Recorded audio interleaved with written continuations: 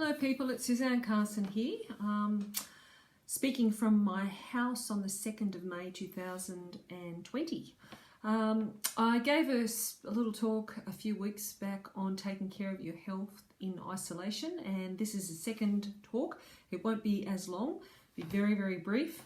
I mentioned when I spoke previously that I would do a talk on helping couples if there was some interest in that, and it was suggested that there was, so this is what this is about today. I should just briefly mention my background. So I have worked both as a mental health practitioner with individuals, but I've also worked extensively and trained extensively for working therapeutically with couples, which was actually my original sort of sense of calling when I started doing work in counselling and therapy.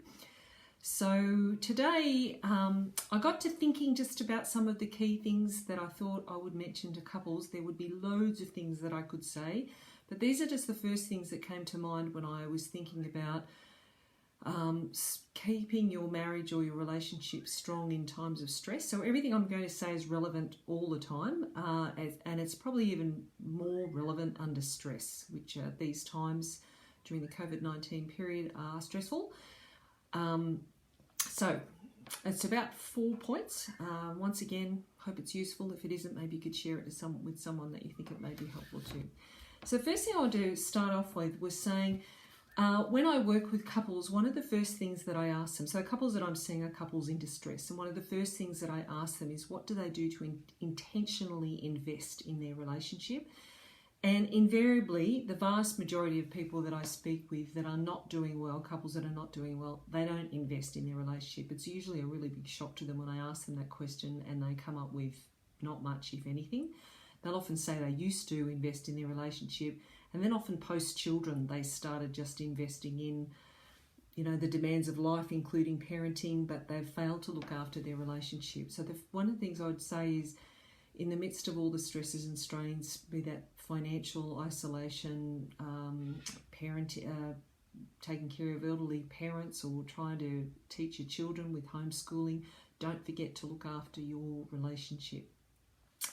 I'll often speak to people about, they've not intended it, but they've effectively just become parents together. And I'm not diminishing the role of parenting, but if you want your marriage to last a distance, you have to invest in it, in word and deed, gesture, acts of kindness, and just in really building memory of love and friendship, that sort of thing. Next thing I want to mention was the challenge of balancing togetherness and separateness. And I guess that means togetherness as a couple, togetherness as a family if you have kids, but also having some time apart for the self. And one of the things that can happen is one spouse or partner can pull away from the other because they just want some time out. But the problem is, if they don't speak and say what they're doing, they will look very distancing and they might look rejecting to their spouse or their partner. So just encourage you, if you need to take some time out, tell your spouse or partner what you're doing. Don't just sort of distance and walk away or be silent. They can't read your mind, and it's not fair to expect them to read your mind. So also appreciate, for some people in small residences, they may not have much space, but it's really important that families and couples just do their best to honour and respect some space and time for separateness and togetherness. Okay, next point. Remember, under stress, all of our vulnerabilities are amplified. None of us come through life completely unscathed by our histories, and most of the sensitivities and vulnerabilities that carry usually stem back to their family of origin. For one reason or another, often, things don't always go quite so well when we're kids. And some of the fears and vulnerabilities that I will often come across in my work are fear of being dismissed, fear of being criticised, fear of, what's the next one? Fear of being taken advantage of, or fear of being controlled and dominated. They're just some of the key fears and vulnerabilities that people can bring to their adult years. And remember that under stress, these tendencies will always be amplified. So one of the best things you can do as a spouse or a partner is to really get to know your spouse and some of the the wounds or the sensitivities that they bring from their past, and remember that it's your job to be sensitive and caring around those areas. And should you accidentally kind of bump those wounds or vulnerabilities, be quick to apologise. But I guess first of all, you need to know what they are. So really get to know your spouse or your partner. Even in marriages with the loads and loads of goodwill, we will at times hurt one another. That's just the way it is. And the marriages that last the distance are the ones that are really quick to repair. They know each other, and they're really quick to repair those sort of injuries to each other. And I guess the overall idea of it is really couples that last the distance are those that are building lots and lots and lots of memories of goodwill, friendship and companionship and safety between them. Next point was our brains are exquisitely fast in reading micro movements on faces, tone of voice and facial movement. So having knowledge of this can be incredibly helpful in repairing things when there's been a misunderstanding or you've wounded your spouse or your partner in some way.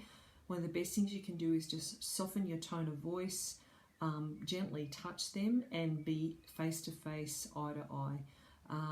We're apt to really misread others when we can't see their faces, and often couples that are in distress aren't looking at each other very often. They often don't look at each other when they speak, certainly don't look at each other often when they apologise, and that's what will really get through to the mind or the brain of your spouse or your partner.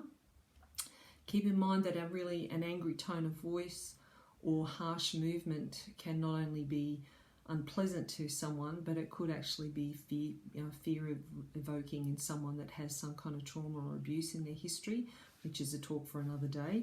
But just remember, if your spouse does have some kind of trauma or abuse in their childhood or in their past, they're going to be particularly sensitive to these sorts of things. So remember, tone of voice, touch, just gentle touch, and being eye to eye, face to face are the things that knowledge of that in reaching your spouse or your partner to repair something, but also to convey that you love them. You know, it's one thing to say I love you as you're sitting, from another room, but if you catch the full attention of them and look them in the eye and tell them, it's really going to get through to them much more meaningfully. And just briefly, this is really brief today, I just want to mention a few resources before I finish. I mentioned last time Gottman, and I'm going to mention the Gottman Institute again because it's the body that is really well known as doing tremendous research on couples that last the distance and those that don't. And there's spectacular and vast amounts of free resources online to strengthen couples. A couple I want to mention, if you look up on YouTube, the Gottman Institute, and specifically if you look up Bids for Connection, that's Bids for Connection, and the summary of the 7 principles for making marriage work, which is this book. So there's I think it's about a 7-minute long YouTube clip, and the Bids for Connection is about 2.5 minutes, maybe a little bit less, and there's lots of other really good stuff there as well. They can also, the Gottman Institute can also email you the Marriage Minute, which is a really brief little thing you can read, just with some tremendous, really helpful information for strengthening relationships. They also have a podcast called the Small Things Often podcast. So if you look up the Small Things Often, Gottman Institute, it's about between 2 and 5 minute little podcast talk. Fantastic, and everything they've got to say once again is research based, really practical and helpful advice. I find in the work that I'm doing, I'm constantly calling on Gottman and also using it in my own relationship. You might also want to relook at the little talk I gave a few weeks back called Caring for Your Mental Health in Isolation. And should there be a particular topic that anyone wants me to talk about, feel free to mention that in the comment under this little YouTube talk, which will be uploaded. Hope that's really useful. It's a really brief. Take care, everybody, and farewell. Thanks for your time.